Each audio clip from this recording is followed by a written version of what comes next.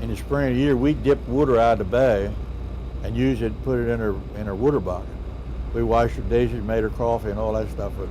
Water was fresh in the spring and it was clean. You wouldn't dare do that today. Remember Larry Sims? PNN visited this second-generation waterman in the fall of 2010.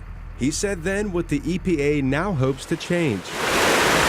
Everybody wants to do it the cheap way, want to cut corners, and the EPA's not doing their job. For years, the Chesapeake Bay received poor marks on many environmentalist report cards.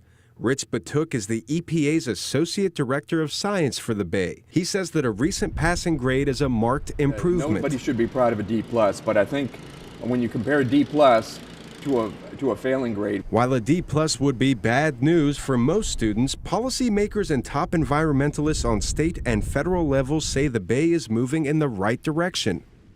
Director of Resource Assessment Services for the Maryland Department of Natural Resources, Bruce Michael, agrees. Even though D+, obviously is not a good grade, it is an improvement, and we are starting to see some improvements in some of our tributaries going into the bay. We're interested in getting A's and B's out there in our river systems. It is a step forward, but is not something to be proud of at this point.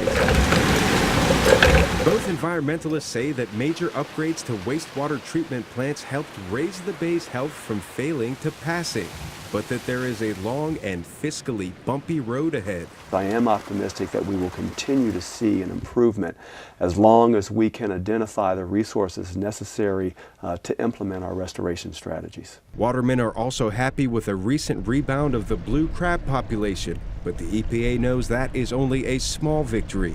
The real fight in these tough economic times will be with the states directly affecting the Bay. The EPA's new proposals will hold the states accountable for continued upgrades to wastewater treatment plants and regulation of farm water runoff. Large-scale cleanup efforts take years to make a difference, but nearly everyone agrees we are moving in the right direction.